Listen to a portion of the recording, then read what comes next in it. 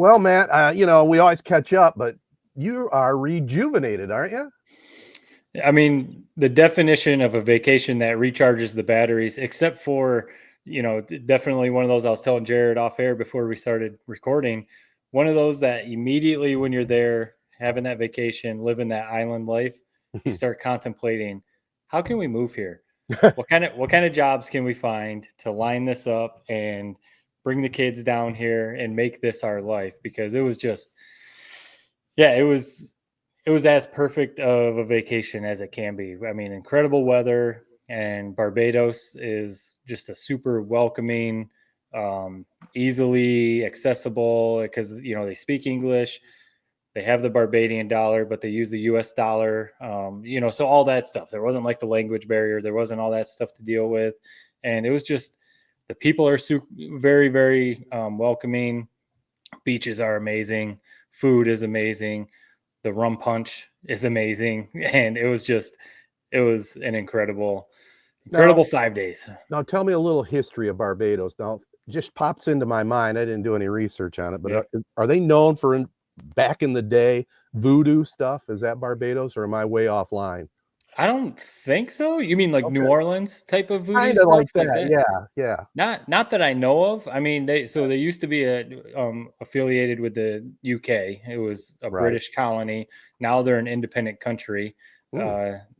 They say it's a democracy, that it's not a president, it's a prime minister. But they're an independent country. The main thing is rum. I mean, sugarcane is their main crop, and rum, it's the birthplace of rum. So like we did the oldest rum distillery in the world is there. So we did a rum tasting tour, and they had us tasting the rum and swishing it around our mouths and gave us the history and everything on how it's made.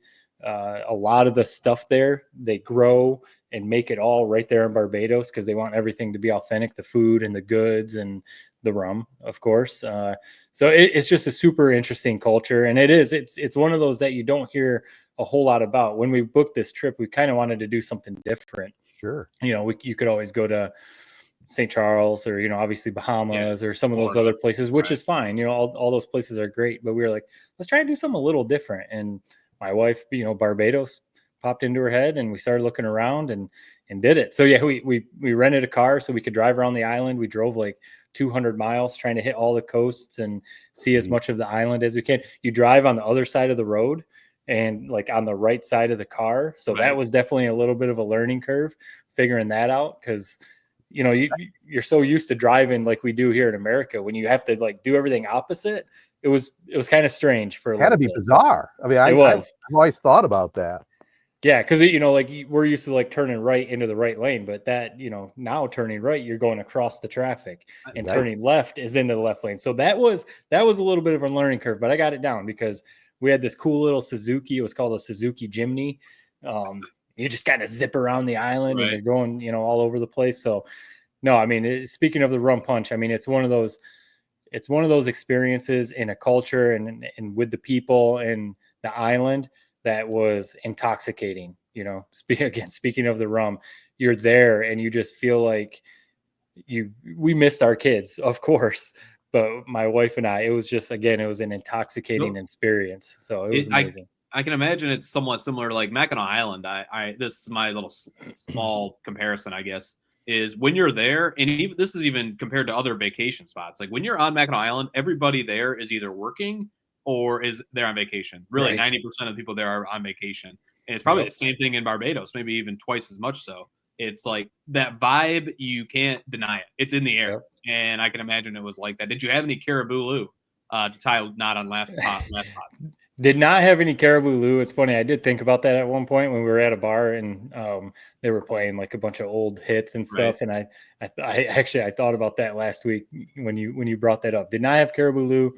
The local rum they have other stuff too. They even have Jack Daniels and other stuff, but they even have, it's called Banks beer. It's a beer that's about the only beer you see on the island. It's made right there in Barbados. The food, I mean, we went out to eat, I mean, a bunch of times, but this one super nice restaurant, right there, the ocean waves were basically splashing up anywhere we were eating. And I had barracuda. I'm not the biggest seafood fan. I'll have seafood, especially when we're somewhere on the coast, or if someone catches fish in Michigan and they do it up right, I'll eat it. But we were there, so I was like, wait, I've got to try some different stuff. I had barracuda, and it was some of the best food I've ever had in my life, and just everything. It was just, like the bread pudding was infused with rum. Like everything is like cooked with rum, and it's just. So what is it was like? amazing. What are so you drove this car around? Like, is it like it's hikes? Is it just checking out different restaurants, different beaches, or what are these like excursions? What do you do in Barbados? It's kind of the island is cool. So like I said, you can kind of go from the south to the north in about an hour. It's not a huge island, but because of where it sits in the Atlantic, it's technically in the West Indies, but it's really close to South America. Like if I wasn't totally sure, honestly, when we booked it, looked at the map, and it's pretty far south. And the, I guess, southwest side is still Caribbean. So it's all those beaches with the bright blue water, the pinkish sand, just very Caribbean vibes. And then you go to the north and the east side, and it's very rugged because the way the Atlantic Ocean and the tides wash in, it's just huge waves and rocks and just very, so like it's almost like an island of two completely different experiences. And so yes, like to your question, you can do all the beach, just walking on boardwalks and stuff like that, or you go to the other side and it's a lot of hikes, it's a lot of driving through the rolling hills and stuff and getting that kind of experience. So it was cool. Rihanna is from there, so she grew up in the Bridgetown is the capital. We went and saw her childhood home. It's on this little strip that she obviously came from a tough upbringing where her house is.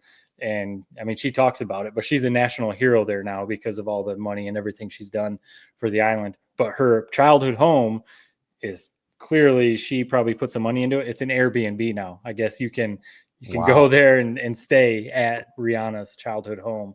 And then we went out on a catamaran.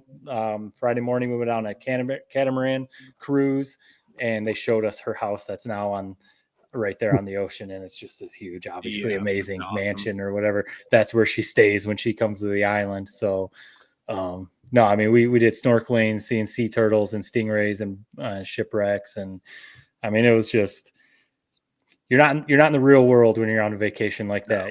It's like money's not even a thing. You're just like, let's do this, yeah. And now you're back. Now we're back. This is the worst day of the year probably for you. I feel bad for you recording a podcast right now, man. After probably what's been a hell of a day. It's all good. What's it been like being back in the mix of things? Well, obviously we missed our kids, so it was nice to come back and see our kids. And my parents were here taking care of them, so it was the peace of mind of knowing the kids are being taken care of. They're with grandma and grandpa, getting spoiled like crazy, of course. So we could take that off our minds and just enjoy our time. So now didn't have to work today, of course, but back to work tomorrow. So back to the real life. I'm sure your parents were very excited to be with the kids, but probably also a little bit glad you showed up. 5 days. There's no rest, right? They definitely, they obviously had a ton of stories, but they did say, we realized we're not 30-year-old parents anymore. It's a little different nowadays. So. Yeah. What'd you bring back for the kids? Like a couple seashells or something? Yeah, we shirts, of course, and a couple stuffed animals and keychains and the typical souvenir stuff. We brought back some authentic. We brought back some rum for some in-laws and for us, and we got some rum fudge, some rum cake. It's just like, and it's one of those, you guys have been on vacations before. You don't want to overdo the souvenirs. When you're somewhere like that, you start buying a couple things and you feel like, all right, we need to slow down. We do not need all of this stuff. So they're jacked. They're jacked up, It's not like you're buying off Amazon. Right. Yeah. It's actually, it's a little pricier, but I know what you're saying. It wasn't overly priced like what we were kind of expecting. So, yep, good times. So, how you guys are buried in snow up there in Michigan, from what I hear. Being down there, we were kind of keeping tabs on. I know there were snow days all over the state, and the whole weekend. So, are you guys dug out of the snow? Yeah, we're dug. I don't have the nice thing about having an apartment. I don't got to worry about the shoveling of the driveway and that sort of thing. I will say, when I got in my car the other day, brand new wipers, flipped them on without even thinking, snapped right now. But no, I mean, you're coming back from Barbados. I mean, I mentioned it off the pod. I racked my brain for probably 10, 15 minutes to come up with anything for this segment. My life is so boring that I couldn't come up with anything. So that's kind of my catch up, is basically nothing has happened this week. I will say I still, to tie a bow on the Fairfield Inn in Suites debacle from last week, still have not gotten my refund. It's been about 7 business days. So that might be part 3 of the saga, maybe coming next week. So that's all I got right now. Did you do anything fun? Do you have any paperwork saying they were going to give you a refund, like any email or anything that you can, or was this just a verbal agreement type of thing? Well, email. I think I have it. I don't know if it exactly says we are going to refund you, but it said basically, hey, give me a call back about your recent stay. I got, so I don't know. Maybe you're right. Maybe it was all just a ruse. It'd be a bizarre ruse, but you're going to get it back. You may have to fight some more for it, but you're going to get it back. I can assure you. If you need my help, let me know. Yeah, I might have to bring in the big guns. I might have to. What is the nuclear bombs called? Like Big Brother and Little Brother or whatever. Yeah, you might be my little brother. I gotta try. You're my nuclear bomb. So I'll help you out. Well, I don't have a lot on catch up either, but I did get a chance to make the trip down to LaPorte, Indiana, to see my brother George's 2 boys. They're mirror twins, and they're basketball gym rats. They're very good. They're sophomores playing for a Catholic school out of South Bend, and they played a team out of LaPorte. And man, it was fun to watch them play. They play some good basketball. I don't want to use the word recruit, but I like to recruit them back up here. It'd be neat if they could play for Johnny's Freeland team. Right. I don't think it'll happen, but Yeah, the problem with that is they'd have to literally move their entire residence, and they'd have to buy a house in Freeland. So a couple barriers to overcome there. But to me, it seems like a magical, like in high school hoops in Indiana. That's why I've been dying to go watch them play. They're a small school. Like, it just seems very Hoosier-esque and magical. Did you get that vibe at all? Yeah, and the gym they played in, the place they played was La Lemire, and famous. Very famous. A prep school. They played. There's like 3 levels of basketball. There's like a varsity, a JV, then there's the national team, and it's a fairly little school. But the gym they played in is kind of like a big giant Quonset hut, but it's way more than that. I mean, they got glass on each end. It's all sunk in the ground. It was a great atmosphere. A lot of fun. So that's crazy. Are they identical twins? Did you say? They're mirror twins. I don't know if you know what that is, but one's a lefty, one's a righty. It's like when they look at their faces, it's like they're looking in a mirror. Interesting. I never heard them described that way. I didn't know that was a thing. I guess they're one's left-handed, one's right-handed. That's how you would describe it. Yeah. So, not to have to bury yourself as Uncle Ted, is one better than the other, or are they? I couldn't really say that. No, one's a little bit more of an aggressive driver and rebounder. The other one's like a 3-point shooter and a disher. So I mean, they complement each other. Well. They complement. Okay, cool. Because sometimes with identical or mirror twins, it's clear that one maybe excels in other areas than the other. So I wasn't sure if it was like that. They've been competing with each other their whole lives, probably. So and their names are Teddy and Tommy, named after both their grandpas. So TNT. Cool. Very, very. That's how we refer to them too. TNT. Hey, by the way, I need a little help here. I think I messed up my homework a little bit. Is this episode 348 or 347? 348, I believe. That's right? What I thought. I had 347 here, so that's why I had to make it sound like I'm dumb here asking you that. But it is 348 of the 3 Point Podcast, and we're presented by Memorial Healthcare's Wellness Center. Make sure you follow them on Facebook. Find out how to save on a membership, over 25 fitness classes, and access to many top-notch amenities. And I know, Jared, part of your weight loss when you're in town, you're hitting up the place. Yeah, I just shredded it up in the sauna this past weekend, man. Hey, I'm still waiting for you. I got your spot saved in the sauna with under my favorite setting, Ted was here, WAZ. Still waiting to share that sauna trip with you, man. It's gonna be magical when it happens. What time of day do you usually go? I'll make sure I move it later on. Usually right around, on a Saturday, usually right around 9 a.m. Okay. I'm usually a little earlier than that. Just remember to wear your towel, Ted. I'll wear a towel, all right. By the way, our other partners include AZee Branding Solutions, Jacobs Insurance Agency. Boy, that's a scary thought just thinking about me without a towel. Kori Shook and Associates Real Estate Services, Nelson House Funeral Homes, Rivals Taphouse and Grille, Success Group Mortgage and Servicing, Shiawassee County Fair, and ALS of Michigan. All right, we're going to get this thing off rolling. Talking a little sports, we'll start this one off with the Prep Spotlight right after this. All right, guys, see if I can read my scribbles here. It's the Prep Spotlight presented by Jacobs Insurance Agency. I'm going to start right out of the gate with wrestling. New Lothrop's Dalton Birchmeyer was a wrestling regional champion, Division 4 at 150 pounds. You know, he's the only regional champion in our area here in the mid-Shiawassee County area. In boys basketball, Duran down Mount Morrison, a big win, 67-61. The Railroaders improved to 12-4 in the MMAC. Mount Morris fell to 12-3. Braden Johnson had 22 for the Railroaders in that one. Chesaning sits atop the league. It's going to be a wild end of the season here coming up next Friday.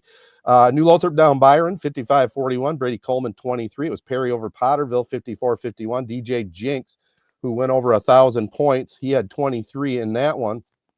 Owasso Corunna, the second matchup. Owasso sweeps the Cavaliers this year. Jackson Sidell had 12. They play one more time, right? They do play one more time. Third matchup coming up in the district opener at Birch Run, 7 o'clock, Monday the 24th. We'll actually be broadcasting that game on Z92.5, the opener of the tournament. I'll be back filling in for Casey, so that's just going to be some fun. That's crazy. The Corunna versus Owasso in the district opener? Yep. It seemed like the crowd on Friday, I was listening to your guys' broadcast, wasn't. I thought it was going to be an awesome crowd. I mean, I understand maybe if the teams had a little better record, maybe there'd be more people there. But Friday night, Owasso Corunna, I mean, that's what dreams are made of, man. I was kind of disappointing to see that there wasn't that many people there. Is that fair to say? Or am that is fair to say, because I know the game that was at Owasso, it was jam-packed. The atmosphere was incredible. It definitely wasn't that case. Part of it, I think, there was snow day. Neither schools had school that day, so some of the student section wasn't there. You know, and it was Valentine's Day. Valentine's Day, and I even made comment about it on the broadcast. You know, at Owasso, they had the pep band just blasting away, which always adds to the atmosphere. Oh yeah. No pep band at Corunna for that game, so. We'll I mean, that's 50 people right there. And let alone all the noise they make. I mean, that's 50 people right there. So. Right. So they'll do a rematch. Corunna will try to play the spoiler and pick up a win in the district. I mean, we know what you always hear. It's tough to beat a team 3 times in a row. So maybe Corunna can pull a little upset. Yeah, but I will say this: I'm impressed with Coach Dave Owens and what he's done with these Trojans. I mean, that's their 6th win, and that's a big leap from how they've played the last 4 or 5 years for sure. Right. So I'm sure he's enjoying that bunch. Chesaning down Duran, 61-50 earlier in the week. They're now 13-2 in the league. They won their 13th straight W. Luke Barta, 21 in that one. I was talking about the trip down to LaPorte, Indiana. It was St. Thomas More, the Twins team, 62, La Lumiere, 26. The nephews, Teddy and Tommy, had great games at the guard positions. In girls basketball, Owasso over Corunna, 54-45. Danica Dwyer lit it up for 31 in that one for the Lady Trojans. Perry over Potterville, 40-29. Addison Lamprun had 15. New Lothrop over Byron, 56-12. And what was interesting in that, I guess Byron's having a pretty good year, but New Lothrop just crushed them. Ovidelsey over Lakeville, 42-35. Allison Moore had 17. And Langsburg down Potterville, 41-34. Brooklyn Holm had 22. Now, you guys wanted me to go broadcast some swimming, but I supported my nephews instead. Yeah. So I missed the wrestling the swimming meet last night. Owasso, 130. Corunna, 56. Blake Binger won the 200 and 100 freestyle. So they finished the regular season undefeated, and they have 10 seniors on that Trojan team. So, man, they're having a great run. They might make some noise when they get to the state. I don't know how this works. Is the swimming and diving, and maybe you don't either, Ted, but do they do a typical districts, regionals, like basketball and other sports, or how does the postseason work? Yeah, you are putting me on the spot a little bit, but I think they just have to have qualifying times and then they go to the states, Okay. I believe I guess it's kind of like track where there's a regional. I don't know. I think you might be right, yeah. But like track where there's a regional and then there's the state finals meet. You can qualify as an individual or as a team. Yeah. So it's my guess. I don't know. That makes sense. And if we're wrong on this, we'll look it up after the podcast and we'll cut this portion out. Good deal. Shiawassee took the big meat though, huh? They did, yes. So I got some. This isn't a teams that we cover, but it's one of those fascinating games that you just have to share. So Sanford Meridian versus Bullet Creek this past Friday night. Yep. The game final score 13-10. Oh boy. Sanford Meridian won. Sanford Meridian's coach, Mitch Bone, was his 500th win as a head coach. He got ejected from the game. There was, I think, 5 to 6 technicals in this game. Bullet Creek had beat Sanford Meridian by, I believe, maybe 20 plus points earlier in the year. Fast forward to this past Friday night, Sanford Meridian comes out in stall ball, and heading into the fourth quarter, I believe the score was 5-5. Heading into the fourth quarter, with most of these points coming from technical free throws. So it sparked the debate, the stall ball debate. It comes up once a year on this podcast. I figured I'd throw it out there. This is a perfect example of why I love there's no shot clock. They played Bullet Creek earlier this year, got spanked, adjusted, came out with a game plan. Clearly it worked to perfection. That's talk about the perfect, chef's kiss to your 500th win. That's a coach winning a ball game. It clearly irritates Bullet Creek a little bit, and Sanford Meridian ends up getting the win. Basically a 25-point difference, perfectly executed down the stretch. They get the win. Just your guys' thoughts on this? It's worth a read. It's worth a watch. If you have NFHS to watch this game, it was nuts. I've never seen a game like it, and it's what makes basketball the best. Before you jump in, Matt, I just want to get some clarification. So Sanford Meridian, which team won?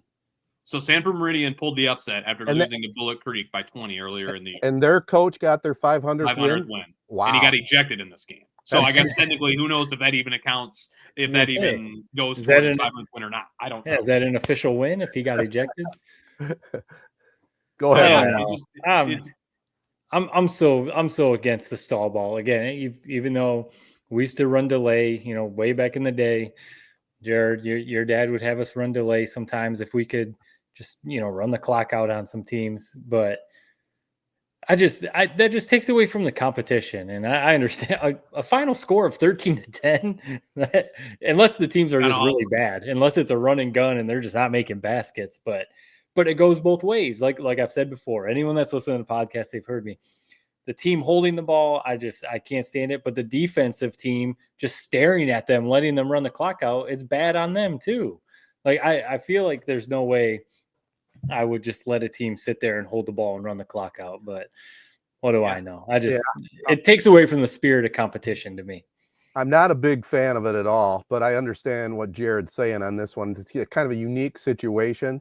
And I do remember there was a game when, and I probably have talked about it before when we have this annual conversation, that Corunna played Perry, and Jared's dad, John, was coaching Corunna at the time, and Perry was coached by Greg Hebden. And I can't remember the exact details, but it was like almost the entire second and third quarter was hold on to the ball. And neither team would do anything. It was crazy. And I was broadcasting. So try broadcasting what's going on. There's nothing happening. That's why I almost got to say, you almost got to watch this game replay. It's mesmerizing, man. It's mesmerizing watching it unfold. To me, I get the complaints about it. If the rule went into motion, I wouldn't be burning down the prep spotlight portion. Right. But think about it. If I'm a bad team, think about it in football. I can almost compare it to like running out the clock in football. You're running the ball every play. Yeah, it's boring, right. And we're slamming heads for 4 quarters, but it's effective. And if you guys don't want to send 10 on a blitz and stop it, then we're just gonna keep doing it. We're gonna force your hand. So I appreciate the gamesmanship of it personally. But again, I mean, the parents in the stands are probably going nuts. It takes. Yep. But guess who's probably happy with this whole stall ball? The team that lost 20 earlier in the year. Come out with this new strategy. Now you win the ball game. I mean, the kids are storming the floor after this. Like, think about it. That's a 30-point swing. You got to appreciate that. Well, I will say this: the number one object is to win the game. So they put a strategy in place to do that. The rest of it you can throw out the window. I don't know about you guys, but I'm a big fan of fast break, full court press basketball. That's what I like. It makes it fun, and I can't imagine. Again, we're not spending $200-300 to go to a game. It's not like this is Lakers Knicks at Madison Square Garden, but I can't imagine being a paying customer and you're sitting up there in the stands, Well, just who do you watching get mad 10 at? watching 10 kids just stand on the court. One of them holds the ball. Dude, I think about the refs. Think about that ref. What a great payday, dude. Although it wasn't, because technicals are flying. Tempers were high in this matchup, man. Tempers were high. Technicals are flying. So, Wow. but think about, if you're that ref, man, you should hit roll, and you're basically standing there for 30 minutes, then you're going out. You're out. You're out of there before the clock strikes 8 o'clock. It's a sweet payday right there for sure. Easiest $20 you'll ever make. Yep. Well, let's wrap this part up with Z92.5 tournament broadcast schedule. We'll start out with that Owasso Corunna game, 7 o'clock on Monday, the 24th. We'll follow up with a double header on the 26th from New Lothrop, as it'll be Ovid Elsie taking on the New Lothrop Perry winner, and then 7 o'clock, Langsburg against the Bath Byron winner, and we'll have the district championship at New Lothrop that Friday night. So a lot going on. Hard to believe it's the end of the basketball season already here at the prep level. And this was the Prep Spotlight presented by Jacobs Insurance. We'll be back to talk some other sports right after this. All right, let's, this is one of those slow weekends in sports. You got the All-Star game in the NBA. You got the hockey one. I want to talk about hockey, but let's start in the NBA. I'm going to be the cranky old man. I don't think I'm alone on it. It was garbage. That whole thing was just garbage, in my opinion. Yeah, I mean, I would say, like, kudos to Adam Silver and, whoever, the NBA, for trying something different with a little bit of the round robin, I guess, tournament, whatever you want to call it, that they did. But it was, I didn't watch 1 second of the All-Star game. I did watch a little bit of the dunk contest because we happened to be in our room, but just seeing the highlights, seeing some of the player feedback. Of course, when Steph Curry won MVP, of course he's gonna say good things. Yeah, it was a fun game, stuff like that. But Kevin Durant ripped it. Draymond Green, of course, ripped it. And I saw other players ripping it. And it's just like we've said before, like many other people have said before, if the players aren't buying in, then it doesn't matter what format you do. Even if it looks like, they're kind of playing hard, if it's not like those All-Star games of old where that we know where they were actually competing, I don't care what format you do. It's not going to matter. And it's a shame because it really could be a cool event.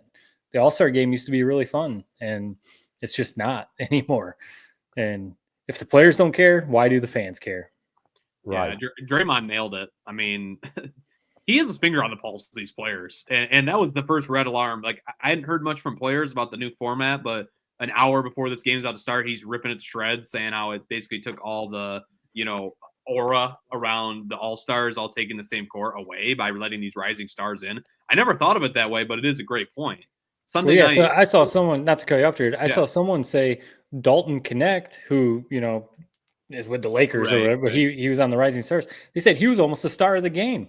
And it's like, this dude's not even an all-star. He's a rookie. It's kind of crazy. It's lame, man. It really was lame. And the players don't care. But to me, there's just some serious problems that you have to address. One, I flipped this game on. I wanted to watch it. I couldn't make it past the first game, the first quarter break of that very first game. Somebody did the math on Twitter. 30 minutes of actual gameplay in a 3-hour broadcast. Yeah. Just let us watch it. Maybe they play, maybe they don't. Maybe they try hard, maybe they don't. Let us watch it at least. At least there's Luka Doncic on the same court as LeBron James and Jokic. And that's another thing that was a bummer about splitting it up into 4 teams. You never got that moment where it's like, wow, it's the 10 best players in the league on the court at the same time. Maybe they're trying, maybe they're not. But at least we see it, and it's pretty awesome to see. And in the fourth quarter, they're going to play hard for a few minutes. The thing that, to me, was, I don't know why we ever got rid of it. It never was an NBA thing. I don't know why the MLB got rid of it. The MLB still has the best All-Star game. Why don't they still play for home court advantage in the NBA Finals? It never was the NBA thing. It was always MLB. That seems like a small little switch to at least jolt them a little bit with energy. Am I wrong? If they don't play hard at that point, then it really is a player problem. Well, they have to go, never going to fix it. They got to go back to the East-West, which I think they are next year, aren't they? I hope so. I don't know if believe, that's special, but and I don't understand, guys. I mean, I don't like sounding like a cranky old dude, but when they played hard, back in the day. They didn't maybe play hard the entire game. They played hard enough. They played decent defense. I was like you, Jared. I put the game on, and I watched some dude go flying on the right side. Not one person even tried to stop him, not even close. Now is that basketball? These, they got to go back to the East-West. I like your idea. Maybe for home court advantage or something, give them some incentive or major dollars, something. Right. I'm 'Cause done this with the is money. garbage. Everybody throws the money out. I'm sick of it. Just play hard for the competitive sake of it. I'm over the paying of the money. And Yeah, I saw that they're trying to do a one-on-one tournament for $1 million, which would be awesome. We've been asking for that on this podcast for 7 years in a row. They Right. still tried out the skills competition, which can anybody name a moment from the skills competition in the 20 years of its existence? I know nothing about it. It's filler. Yeah. How is that the best thing we show for the NBA, man? It's a shame. Yep. And the dunk contest, actually, like I said, I watched a little bit because Mac McClung, who ended up, he's won it 3 years in a row. I happened to be flipping around and I saw he was about to go up. So I was like, oh, I'm going to watch him because he's awesome. The dunker right now. He's really good. So I was like, I'll watch this. But the other 3 dudes competing, it was just like, I knew one of them, but it was like, I don't even know who these guys are. Like, this is just getting ridiculous. And then the format, I guess you do whatever you have to, but they give them like a minute and a half to just complete the dunk. So you're sitting there watching them miss a dunk, miss a dunk, miss a dunk. And it's just like, this is Reggie Miller and the broadcasting crew. They're trying to sell it, but it's just like, man, this is pretty bad. Mac McClung is legit. That's why he's won it every year. But he practices. You see videos of him practicing these dunks. And I get why NBA players aren't going to spend, 5 hours practicing for their dunk contest. But to me, Mac McClung has become this big enough star in the dunk contest where it's like, can anybody take this guy down? It seems like a great dunk contest is just waiting for somebody to put up some sort of competition against this guy. And I hate people that rip on Mac McClung. Go ahead. No, I was just going to say, like Matt said, we know him because he just won his 3rd dunk contest, but the other guys you don't know. I mean, it's not like the stars of the, I mean, can you imagine LeBron if he was in the dunk contest in his prime, or some of these players that are spectacular NBA players? I mean, that's what the league's all about. They market the stars of the league, right? But then it's garbage when they put the all-stars out there. There's no effort at all, and there's no competition. And it's just, I don't know what the ratings are like, but I can't believe Adam Silver's got to be real happy with this last weekend. I'd be curious. I can't imagine the ratings for the game are that good. Maybe honestly, the dunk contest might outrate the actual game, just because of Mac McClung. But I've seen some people even throw out like, just don't have the game, don't have anything. Just name your all-stars and give these guys a week off, a vacation, recharge, get away, because it is almost, I don't want to say unfair because these dudes are getting paid hundreds of millions of dollars to play basketball, but it is almost unfair for the guys that make the all-star game, because now the games start back up on Wednesday. So like you have to go, wherever the all-star game is, the game goes to late Sunday night.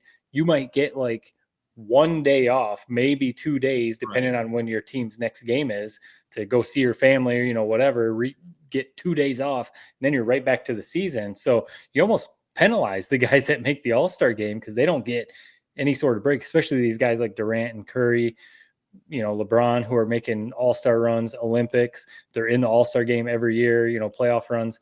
So these dudes never have any time off. So just give them a week off in the middle of the season. Name the all-stars. Cool, you made the all-star game, and move on. But I don't think they'll ever do that. But no, there's the old phrase like, don't turn a positive into a negative. That's what this is. All-Star weekend, all the all-stars under the same roof on the same court. Somehow it's become like unbearable, and everybody just rips it to shreds the second it starts. Mm-hmm. Either I'm with you, just get rid of it, or how about this for a small? Are we good with Kevin Hart? I like Kevin Hart. No, he's been the NBA's go-to content guy for 40 years. I mean, just enough of the Kevin Hart. I like. It's also, my God, that shouldn't be your fix to this. No. I had one of my buddies who's a big, me and him, we connected over the NBA. We worked together in Grand Rapids. He's a Lakers fan, and he's a big NBA fan. And he texted me a little bit about the game, and kind of along the same lines you Ted, saying you don't want to sound like the old grumpy guy. He was like, I don't want to sound like an old dude, but this generation has no professional pride in competing.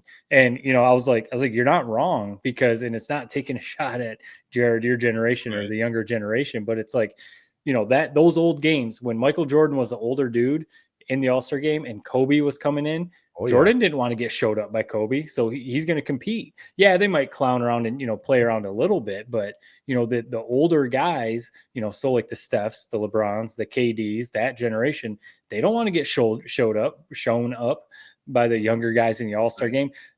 These dudes now, they're all friends. They're all buddies, and they hang out together. They might not be best friends off the court, but they're all friends and buddies and get along. So when it's the All-Star game, they're just out there shooting. I mean, Steph Curry, he's one of the best ever, but he's pulling up from half court. And, right. It's like, yeah, he's making some of them, so it's cool. But it's like, what are we doing here? It'd be like in the MLB All-Star game if you saw a pitcher like underhand a pitch to Giancarlo Stanton or Aaron Judge and like basically put it on a tee for them to just hit a 500-foot bomb. You're never going to see that in the MLB All-Star game, and it's a shame. Yeah, and I never thought it would come to that in the NBA. What do you guys think the reason is? Is it the fact that they're making so much money that they want zero chance of injury, or what made it change? Because good question. I think, Matt, like you said, there really is no rest for these guys. Yeah. It seems like it's slowly kind of petered out, and then over the last maybe 5-6 years, I think maybe since COVID, because I remember the first time they drafted teams, it was a pretty entertaining All-Star game where LeBron, because LeBron and Steph Curry didn't really like each other. Right. And like you said, Matt, it's like they're all buddies now, and I'm okay with that. But in an All-Star game, you need a little bit of friction. You need the Kobe's. You need the Michael Jordan. The guys who are that competitive no matter what. And I just think the league's missing it right now. You got guys like Jokic who he never will care about the All-Star game. Never. He never will. So when your best player in the league is that way, and people will blame it all on LeBron. And by the way, quick side tangent, people were getting mad at LeBron because he didn't play and didn't disclose that information until basically he was already at the All-Star game. Listen, I would rather LeBron be there sitting in a suit and his presence being there at All-Star weekend than whoever the 15th alternate would be to take his spot. That's me personally. I feel bad for the guy who maybe didn't get that spot, but that's LeBron James. He's there. I don't care if he's playing or not. He's a member on the squad regardless. But I don't know. It seems like it's happened within the last 10 to 15 years. It's really lost its luster. And I think it's ironically because Kobe's no longer a big part of it. Probably that's about when it changed. I mean, do you remember when it was still competitive, Jared? I remember when I was a kid seeing, the fourth quarter was always competitive in my life, on lifetime up until recently. But I remember telling my dad, like he was like in the other room, he was already checked out of the All-Star game. This is probably when I was like 10 years old. So I'm guessing probably 2010. Right. And I was like, Dad, this game sucks. Dwight Howard is shooting 3-pointers. That is the exact moment I remember going, this effing game sucks. Yeah, so probably 2010, 2011, when Dwight Howard was gunning threes and playing guard. I still remember it clear as day.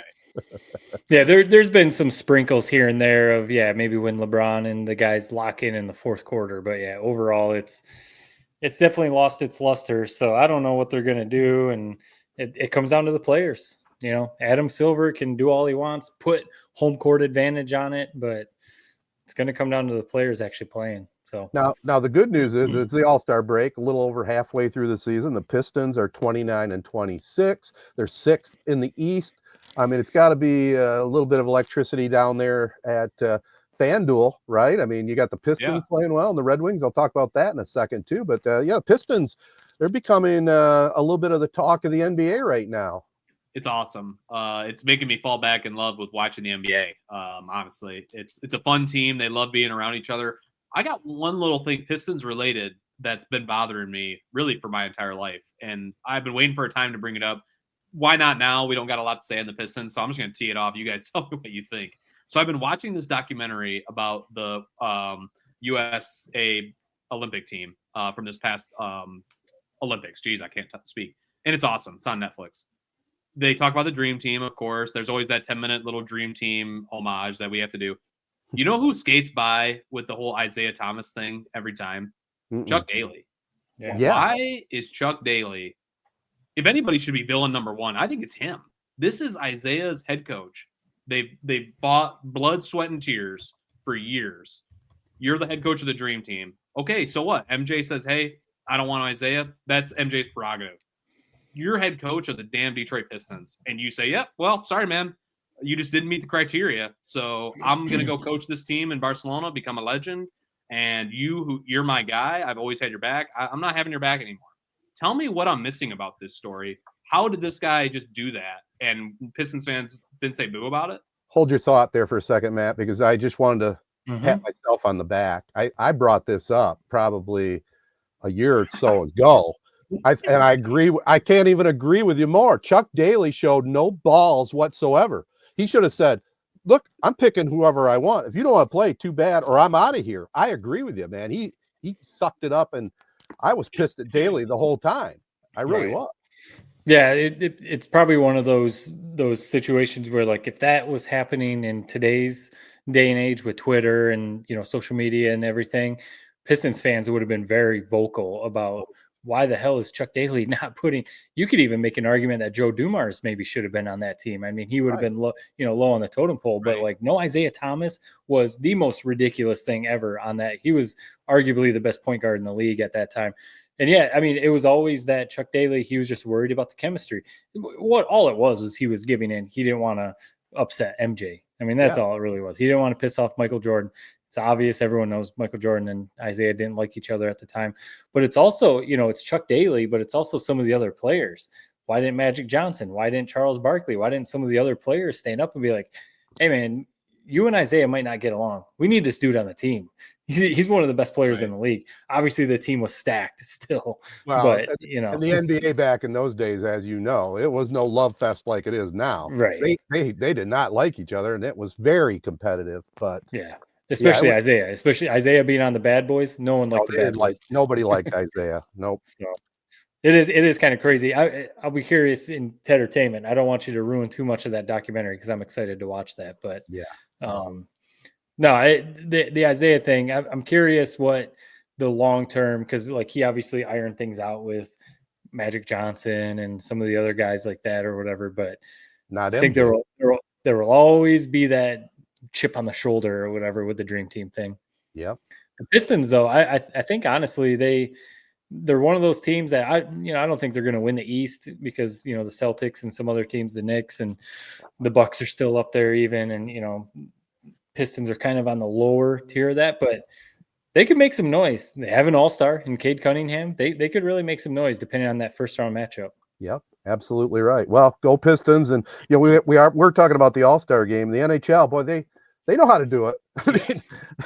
they have the Four Nation All-Star matchup, which I think was a great idea for this year. It seems to be working, and then the grudge match between the USA and Canada was epic. I mean, 3 fights, gloves off. First 9 seconds. I mean, that's hockey, man. That is hockey. It was incredible. And what I loved about that was it's the Chuck brothers. I don't even know how you say their name. Yeah. They realized, hey, we gotta like provide a spark here. We gotta get the blood pumping. We gotta and that's what you almost need in the All-Star game, man. It's like you need like an instigator to really get the blood flowing. And that's what they did. And it was awesome. I'm not a hockey guy, but you're exactly right. It owned the internet during All-Star Week, and it's still going right now. I can't wait for the championship to come up here. Going to be played in Boston. The crowd should be electric, as they say. So I'm looking forward to that too. It really is. It's the professional pride. Hockey players have it. Hockey players aren't going to go out there and get shown up. You think a goalie is going to go out there and give up 12 goals because he's messing around? You know, you think the Canadian players want to lose to the U.S.? You know, that's I think the major difference. Those players aren't going to go out there and half-ass it. You can't go out there and half-ass hockey. You know what I mean? It's going to be obvious if you're just kind of skating around, you know. So, no, it's cool. Well, the Red Wings are right in the midst of a playoff berth, and hopefully this long layoff, I don't think they play again until the 22nd when they host the Wild to start their home stretch to the playoffs. But right now they're sitting pretty good, 28, 22-5. They've turned things around for McClellan, and I just hope they keep that momentum going because they got a chance to really electrify Detroit, man. It's going to be awesome. That's a bummer. You're right. 2 weeks off. Basically, it's like they're starting the season anew. I mean, talk about a break. NBA players get like 4 days. NHL players, if they're not in that tournament, they're getting 2 weeks off. Right. Patrick Kane said it right before the break. I just want to keep playing. They were playing so well and so inspired that they didn't want to break. I mean, they were playing out of their mind. I mean, 2 7-game win streaks over the course of about 20 games. I mean, you don't just do that. It's almost never been done in Red Wings history. So I'm hoping they keep their foot on the gas when they come back, but it's going to be a little bit of a test with those 2 weeks off. So especially when guys like Larkin and Raymond are playing in this Four Nations tournament. So they didn't really get a break. Right. Well, let's move to a college basketball for a little bit. I don't know if either one of you guys have been checking your phone or online. Did Michigan State, how'd that game go at the Breslin tonight? We're recording this on Tuesday. Yeah, Michigan State won it, 75-66. Big win at the Breslin. Big win. Yeah, That sets up a tremendous game Friday night. I'm glad I don't have to broadcast. Michigan State at Chrysler. The Wolverines made a big jump in the polls. I think they're number 12. They're 20-5 on the season. First place alone in the Big Ten. It'll be a Big Ten first place matchup on Friday. Man, I am so pumped up for that one. On Fox. Yep, it'll be a big one. I'll be curious to see Chrysler Arena. That is the perfect Friday night, no excuses. It's not a holiday weekend. It's not during spring break. It's not, nothing crazy like that. Friday night, you have no classes the next day. You have no excuse Chrysler should be filled up and rocking, but it's not Breslin. It's not Breslin. No, Breslin's the best, man. It's the best. And, we're Michigan fans. I know, Ted, you like MSU, but Breslin Center might be one of the best college basketball venues in the country. For sure. Chrysler, just once in a while, it'll get dialed up. So I'll be curious to see it on Friday night. No, the Chrysler is due for an upgrade, man. It should be the best crowd we've had in, I don't know how long, years, maybe since before COVID, honestly. It's going to be one hell of a game. I can't wait to watch it. Friday night. You can't beat where it falls in the schedule. But, yeah, you're right. I'm thankful it's at the Chrysler because the way Breslin was rocking versus Purdue today, oh, my God. It's like a 15-point advantage. I can't believe how passionate those fans are. They love themselves some Michigan State basketball. And I love that Michigan State won tonight and they beat Illinois this weekend because now we're heading into this game. Both teams playing well. Michigan on a 6-game winning streak, including a win over Purdue. Michigan State, I think, is on a 3-game winning streak now, including big wins over Purdue and Illinois. It's just going to be an all-time great matchup. But I heard rumors there might be a full moon out. So you know what that means. Danny Wolf. I can't wait to watch this guy. He's going to become a legend on Friday night. The 4-5 pick and roll, him and Vlad, it's going to pay attention. In big-time moments, they're going to go to that, and it's going to score. It's scored on everybody this year. Nobody can stop it. This is going to be like a college basketball is back type game for all of us here in the Mid. I really think it's going to be up and down, high scoring, Cohen Carr, highlight dunks, Danny Wolf, big time plays. Like I just can't wait for it, man. This is what you say you're watched to at the start of college basketball season. Both teams playing well, lots on the line, almost a Big Ten title, you could say. Yeah, it's just going to be it's get your popcorn ready. One more. And you said it's Fox, so does that mean Gus Johnson on Friday night? Probably. I would assume so. I mean, he's usually the number one guy on Fox, but we know he's maybe lost a little bit of his fastball with that Michigan-Ohio State football game this past fall. Just bizarre, man. Yeah, that was a bizarre day. But no, it should be a good game, and it'll be. I mean, Dusty May has coached in a Final Four, so it's not he knows what he's doing. But I think I'll be curious. Like he had to go to Mackey. He got blown out by Purdue. So he has seen some of those venues, but I think I wonder if this will be the first, like, man, here's Tom Izzo, here's MSU. Right. Like you said, Jared, good thing maybe that the first one is at home. If this one was at Breslin, it might be a 25-point win for MSU. Especially like you said, his first time playing in this, coaching in this rivalry. A lot of these Michigan players, first time playing in this rivalry. I'm thankful it's at Chrysler. I thought it was at the Breslin up until like a few hours ago, earlier today from a coworker. So shows how much I know, but I just can't wait for it. I mean, do you guys have any early predictions? I mean, are we all leaning Michigan win? Maybe just because of home court advantage, but yeah, probably that'd be the only reason. I think I got to send props to my man Tom Izzo, man. I think he's done just a tremendous coaching job this year. I like the way he hasn't changed his whole philosophy. It took a while to get his starting lineup figured out. Jace Richardson, he brought him along a little slowly. Dynamic. What I love about when he does that, these young players that maybe are better than the guys that are starting in front of him early in the season, he's making them earn that spot. So then there's no dissension on the team. You know what I mean? Yep. That's a good point. It really is. Yeah. And I mean, I really think that he's done a tremendous job. And obviously, I like him the most. Maybe Jared, you're second or right there with me. Now we know how Matt feels, but the guy is the all-time coaching leader in the Big Ten. When you think about it, he passed Bobby Knight, for crying out loud. I mean, he's a legend. He's a Hall of Famer and well earned. There's no question about it. And I just love the fact that he hasn't really changed his coaching style. He's gonna win or lose the way he's done it his whole career. The cool image was they just showed it today in that Purdue game was his very first win was against Bobby Knight in the Big Ten. And Bobby Knight gives him a nice little earful, like basically probably saying, hey, you're going to be great at this. Keep going. Congratulations on your first win in the handshake line. So I just Izzo's a man, but I'm telling you what, I'm going to be hating his guts come Friday night. Man.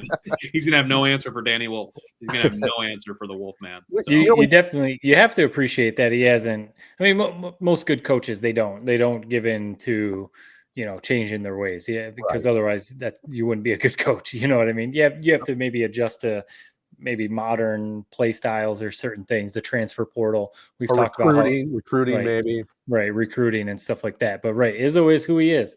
And the players, we can criticize certain things about him, but you don't hear very many former players say anything bad about playing for him. Nope. And that says it all, So and what I also love about him is his passion, because he's emotional, he cries. Yep. He loves the game, man, and good for him. That's for sure. It's going to be a hell of a game. And one question about Wolf. The way he's playing, I mean, he's going to be a pretty damn good NBA player in that 4 position, don't you think, at that size and his shooting ability, the way he handles the ball? I mean, today's NBA, you don't want to say Jokic. Jared, you brought him up, but, big guys even Embiid, big guys in the NBA now. Yeah. They basically play point guard, Right. You've got to be able to, you don't have that traditional back 'em down center anymore in the NBA. And, Wolf obviously has some stuff to work on and improve, but a 7-footer who can do the pick and roll, like you mentioned, Jared, can shoot. He's gonna. I'll be curious because he still has eligibility. I'll be curious if he goes pro after this season or if he stays one more. To really work on his craft? Did you see the rumor that I don't know? Again, this is probably just some BS Michigan account. I fell for it, hook, line, and sinker. If it is basically that Danny Wolf took a visit to Michigan, wanted to commit, and Juwan wouldn't offer him a scholarship. Is that real? Did anybody hear that, Matt? You would know if anybody would. I feel like I've maybe seen something floating around Twitter. I always took it as just people bashing Juwan, but at this point, I wouldn't be surprised. That's why I figured this is probably targeted to me, and I swallowed it up like a pig in slop. So that might have to answer your question about Danny Wolf. I said it maybe at the start of the season, I think he's going to be great in the NBA, and I think he's going to be one of those guys, kind of like a Franz Wagner, where second he gets to the NBA, gets a shooting coach. He's already a great 3-point shooter, but he's going to become a knockdown 3-point shooter, and I think that's it's. If his game doesn't translate to the NBA, I'm not saying he's going to be Jokic or what I don't know, like an all-star, but how is he not a 10-year veteran in the NBA? 7 foot, can move like he can handle it. Seems like a no-brainer to me. It does. Yep. All right. Well, good stuff on sports, guys. Let's take a little short break and wrap this thing up with a segment of Tedertainment Tonight right after this.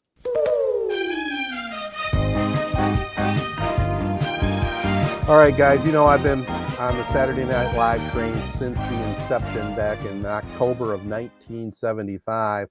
They had their big 50th anniversary weekend, starting off with a big homecoming, they called it, concert on Friday night. I don't know if you guys caught any of the clips. They're all over Twitter and social media. It was fantastic. I mean, I've talked about Post Malone before, but to see him front Nirvana, the surviving members of Nirvana, it was awesome. That was awesome. Yeah. Jack White was really good. The old band Devo. I mean, you guys probably don't know much about Devo, but they were kind of cool when they came out there. They're old timers, but they still rock. So I think the whole concert thing was really, really well done. All the stars were there watching.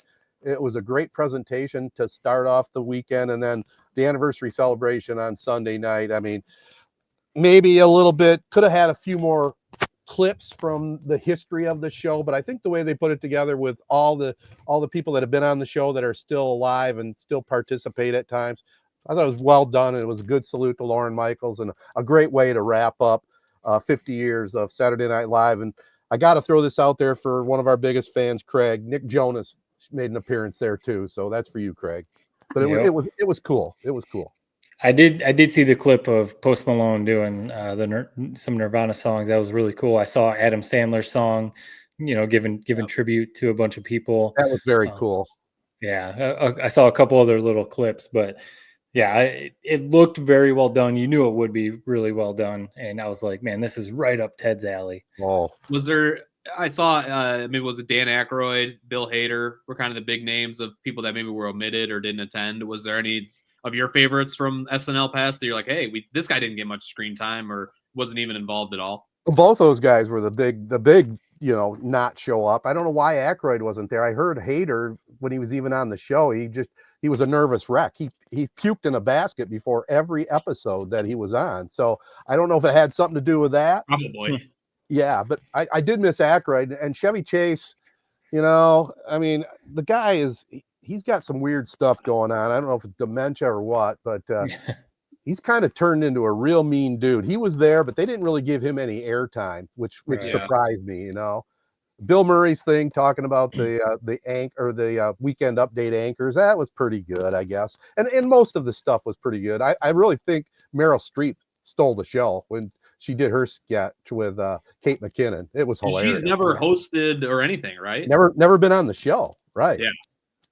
Yeah. Wow. So that was really good. Awesome. Again, SNL's, and I just saw they announced their next two guests. I think it's like Lady Gaga and Shane Gillis. Going back, Shane Gillis had some of the best sketches, I thought, of the last calendar year on SNL. So they've found their footing again, and they're letting it roll. And what's funny is I had one note on this because I knew you were going to bring it up. And luckily, I looked it up right as you were talking. So I saw a performance of Adam Sandler and Miley Cyrus, and I was like, "Wow, this is awesome!" Like Adam Sandler was like, honestly, like did a damn good job performing with her. Turns out it was from 2017. They sang a song called, I never heard it, No Freedom. Ditto's No Freedom, and it was on the Tonight Show. It wasn't even SNL. So, oh wow, that's my contribution to the SNL segment. I was watching something from 8 years ago, and I thought it was airing as I was watching it. So, I don't know, but it's very cool. SNL's the best, man. Absolutely. And I had one other thing on Tedertainment. Had a chance to go over to the Wharton Center last week to watch a play. It was called MJ. It was about the life story of Michael Jackson. We had great seats.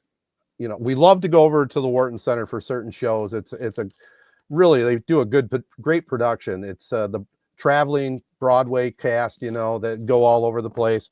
Really well done. I was a little disappointed in some of the voices on the songs, but the main character that played Michael Jackson was really good, and the whole cast overall was good. But I told my wife, and she agreed with me afterwards, we should make it a point to see that play actually on Broadway, but it was well done, and all the hits, and all the backstory. Right. So it was really good.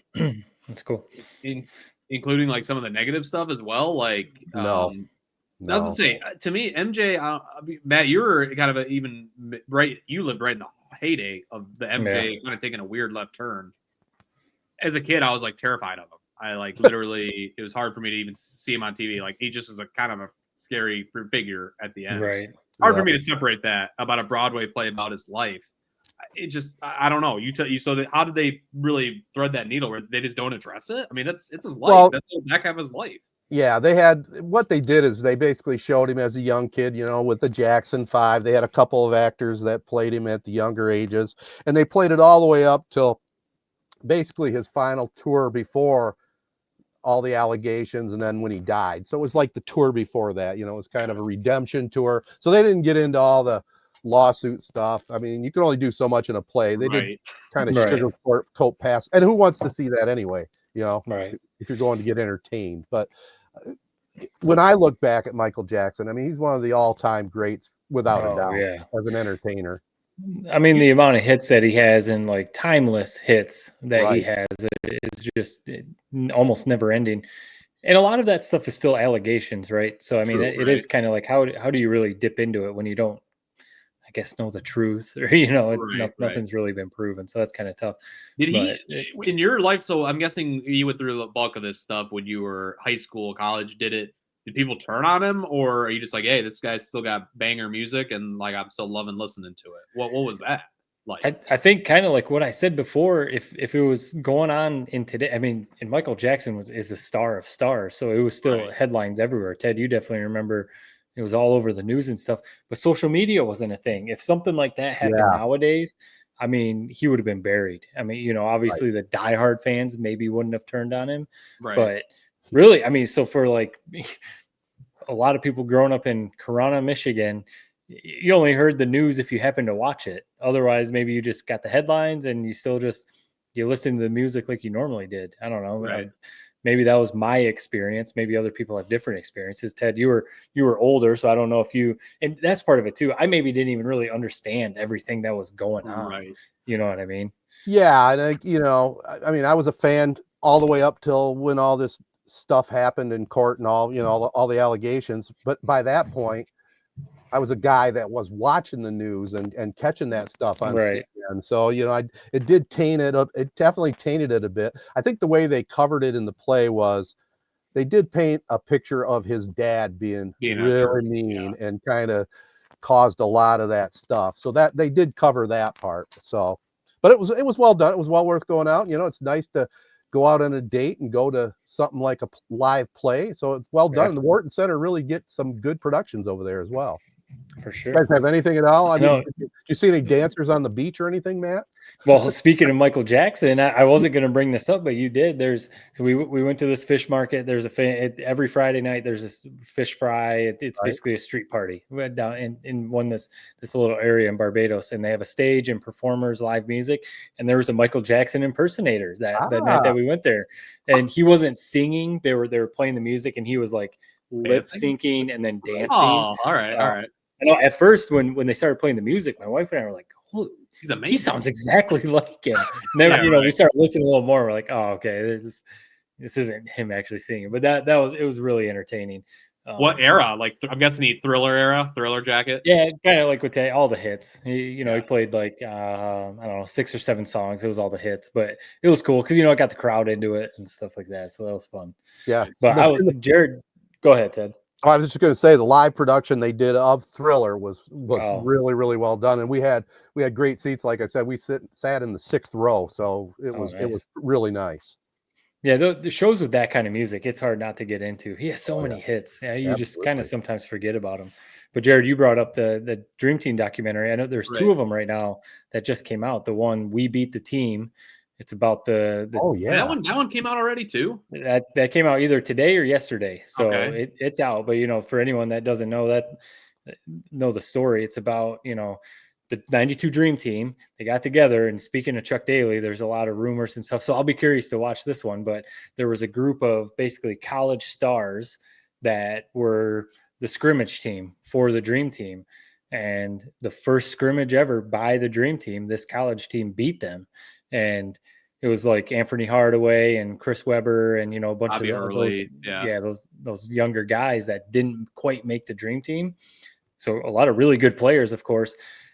There's rumors that Chuck Daly kind of set it up, and did they really beat them, and some of that kind of stuff.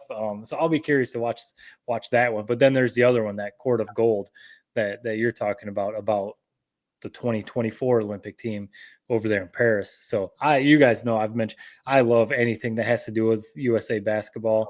So I can't wait to watch both of those. This is all I've watched the first probably 20-25 minutes of episode 1 of this one that's on the current past Olympics. It's Hard Knocks. It's they give you actual access to these conversations you want to hear, the team meetings.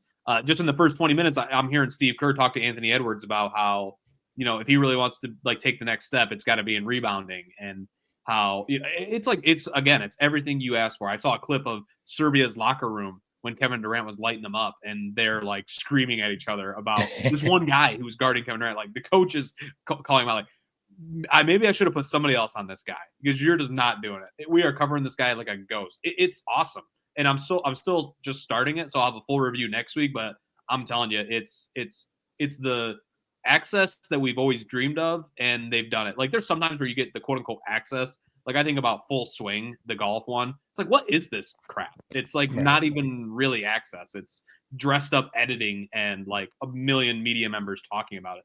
This is okay. Let's just hear these guys talk. Let's sit in the meetings with them, and let's sit in practice with them. It's very cool so far. Yeah. What platform is it on? Netflix. Oh, sweet. Yeah, I think it was kind of hard to find on Netflix. I'll be honest. Like, I don't know. I couldn't find it like on my For You page or whatever you want to call it. Yeah. So I had to look up the name and go and search it to even get it to pull up. But what is it called again, Matt? I keep forgetting the name. The one, Court of Gold, the one that you're talking about the Paris team. Yeah, it's on Netflix. We Beat the Team.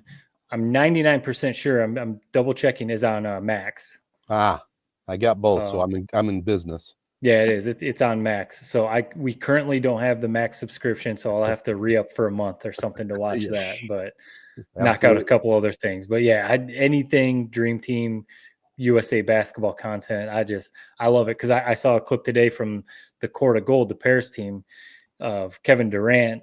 They asked him about just like what does it mean to you to play Olympic basketball, and he got emotional. He was talking about like how he grew up, how no one got along, and there's all the racial tension, but the Olympics brings everyone together, and just all that kind of stuff. So it's like, yeah, you're talking about the access, Jared. It's cool to see these guys. I'm still a big NBA fan, even if I'll rip the All-Star game and stuff. I still love the NBA and Olympic basketball.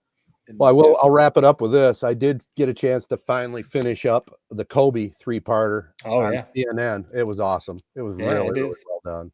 Yeah. Yeah, and that kind of, you're talking about the Michael Jackson Broadway show. Yep.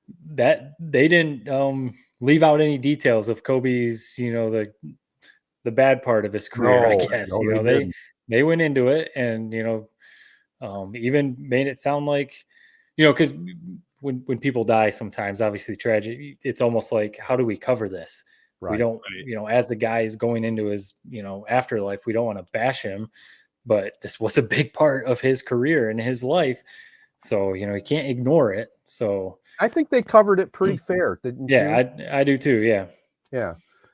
Well, I think we did it, boys. I think we got another podcast in the can. 348. Yeah. Hard to believe. One thing I want to throw out, and it's not even, we don't even talk about it, but I don't know if you guys happen to see this. So we're talking about these documentaries, and this was right up your alley, Uncle Ted, and honestly, my dad, who loves Prince. But the bummer of it. So Netflix did a 9-part Prince documentary, kind of like what you're talking about, Matt, where how do we cover this guy who's dead? Prince's family saw it and said, nah, we're not airing that. So now it's never going to air. Probably what you said. It's like this Kobe one where maybe they kind of were a little bit more truthful about it. Whereas this Prince one probably was very similar, where he's kind of an interesting cat. That's why a documentary on this guy, even I was like very fascinated by it. Family said, nope, we're not doing it. So I just thought that was kind of a bummer. 9-part. And here's why I mentioned you, Ted, is because the director of it is the same guy who directed OJ Made in America. So really? Well, I know it was well done. And the family just said, nah, not happening. Well, if it's in the can, we're going to get a chance to see it somewhere down the line. There's no. That's what I was going to say. Is it complete? So it just never made air? Yeah. I'm kind of half, researched on it, but yeah, 9-hour documentary done.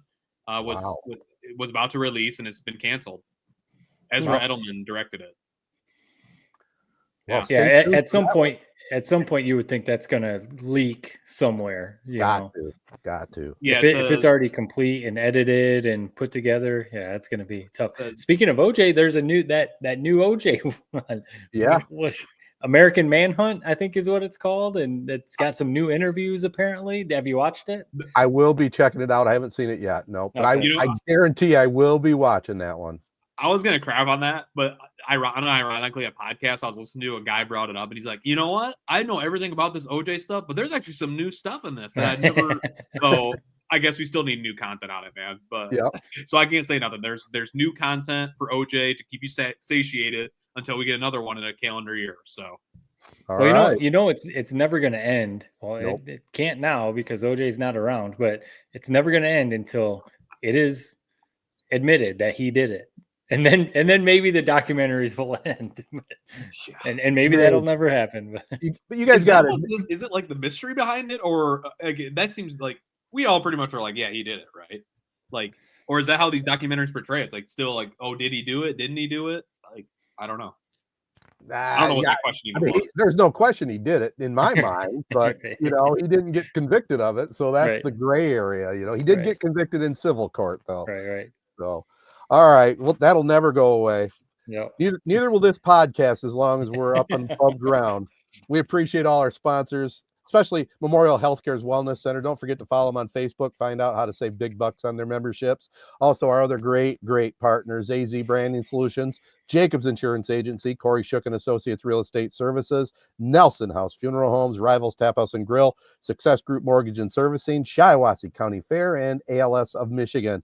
Our Z92.5 Game of the Week, our regular season finale coming up Friday night, the 21st, Hazlitt at St. John's. Then we go to tournament mode on the 24th, Monday, Owasso Corunna, their third matchup of the season. That's a 7 o'clock start from Birch Run. Then on Wednesday, we got a doubleheader from New Lothrop, Langsburg and Ovid-Elsie playing the winners of Monday night's game. So check that all out on the radio, Z92.5. And also got a good buddy, Charlie. He's going through some medical thing going on right now. I want to say him, get well. We're thinking of you. And like I say, every show, peace and love, everybody. Be kind. Thanks for listening.